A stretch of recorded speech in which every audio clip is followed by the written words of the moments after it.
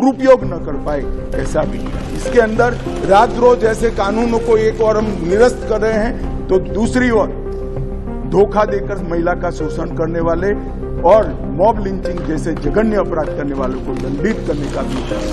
इस देश में कोई देशद्रोही नहीं है। गुना में डॉक्टर प्रदीप कुरुलकर, जिसने पाकिस्तान को यहाँ से बैठकर हमारे डिफेंस के सीक्रेट बेचे हैं, जो आरएसएस का हार्डकोर कार्यकर्ता है, तो देशद्रोह का कानून हमने निकाल दिया तो किसी की सहूलत के लिए निकाला है क्या?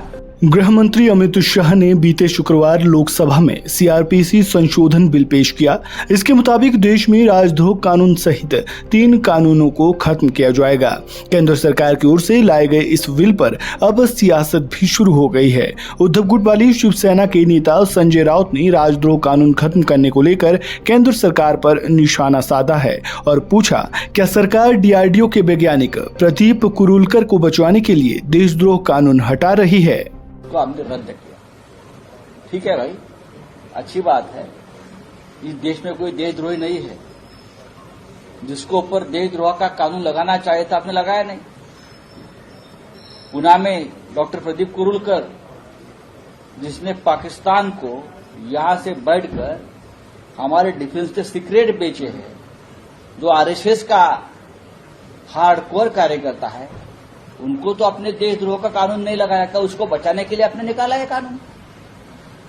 ऐसे बहुत से लोग हैं जिसको ऊपर कानून लगाना चाहिए, तो देशद्रोह का कानून हमने निकाल दिया तो किसी की सहूलत के लिए निकाला है क्या? जैसे मैंने एक उदाहरण दिया। आपको बता दें, केंद्रीय गृह मंत्री अमित शाह ने शुक्रवार 11 अगस्त को 3 नए बिल पेश करते हुए देशद्रोह के कानून को खत्म करने का ऐलान किया था। इस दौरान उन्होंने क्या कुछ कहा था, सुनिए। आगे मैं बताता हूं। बड़े ध्यान से इस प्रक्रिया में मैं इन्वॉल्व रहा हूं। अध्यक्ष जी, मैं सदन को आश्वस्त कर सकता हूं कि 1860 से लेकर 2023 पर 23 तक अंग्रेजों ने बनाए, अंग्रेज पार्लियामेंट ने बनाए हुए कानून के आधार पर इस देश की क्रिमिनल जस्टिस सिस्टम चलती रही। इसकी जगह भारतीय आत्मा के साथ ये 3 कानून अब प्रस्तावित होंगे और हमारी क्रिमिनल जस्टिस सिस्टम के अंदर बहुत बड़ा परिवर्तन आएगा। माननीय अध्यक्ष जी, मैं ये बिल स्टैंडिंग कमेटी को भेजने वाला हूं, इसलिए बहुत लंबा नहीं बोलूंगा, परंतु इतना जरूर कहना चाहता हूं कि जिन्होंने भी ये कानूनों को पढ़ा होगा, इसकी प्रायोरिटी क्या थी? मानवी की हत्या से या महिला के साथ दुराचार से बड़ा कोई कानून अपराध नहीं हो सकता, तो इसको 302 नंबर पर स्थान दिया गया। इसके पहले क्या था? राजद्रोह था। इसके पहले क्या था? खजाने की लूट थी। इसके पहले क्या था? शासन के अधिकारी पर हमला था। ये जो अप्रोच है, ये अप्रोच को हम बदल रहे हैं। सबसे पहला चैप्टर इसमें आएगा महिलाओं और बालकों के साथ अपराध। दूसरा चैप्टर आएगा मानव वध और मानव शरीर के साथ जो अपराध होते हैं उसका आएगा। तो हमने शासन की जगह नागरिक को केंद्र में लाने का एक बहुत बड़ा सैद्धांतिक निर्णय कर हम ये कानून लेकर आए हैं।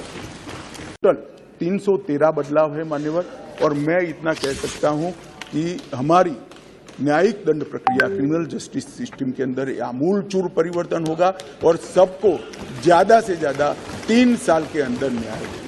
मान्यवर, इसमें पुलिस अधिकारियों को भी जवाबदेह किया है, वकीलों को भी जवाबदेह किया है और न्याय करने वाले के लिए भी मर्यादाएं रखी है। इसमें महिलाओं का और बच्चों का विशेष ध्यान दिया गया है। अपराधियों को सजा हो, इसकी चिंता की गई है और पुलिस अपने अधिकारों का दुरुपयोग न कर पाए, ऐसा भी है। इसके अंदर राजद्रोह जैसे कानूनों को एक और हम निरस्त कर रहे हैं, तो दूसरी ओर धोखा देकर महिला का शोषण करने वाले और मॉब लिंचिंग जैसे जघन्य अपराध करने वालों को दंडित करने का भी ऐतिहासिक निर्णय लिया है नेशनल फॉरेंसिक साइंस यूनिवर्सिटी बनाने का। मैं इस सदन के माध्यम से पूरे देश को आश्वस्त करना चाहता हूं कि 3 साल के बाद हर साल 33,000 फॉरेंसिक साइंस के एक्सपर्ट और साइंटिस्ट इस देश को मिलेंगे। ये इसलिए किया गया कि कानून हम लेकर आने वाले थे। मान्यवर, एक कानून में हमने लक्ष्य रखा है कि दोष सिद्धि के प्रमाण को, कन्विक्शन रेशियो को 90% से ऊपर लेकर जाना है, ये हमारा लक्ष्य है।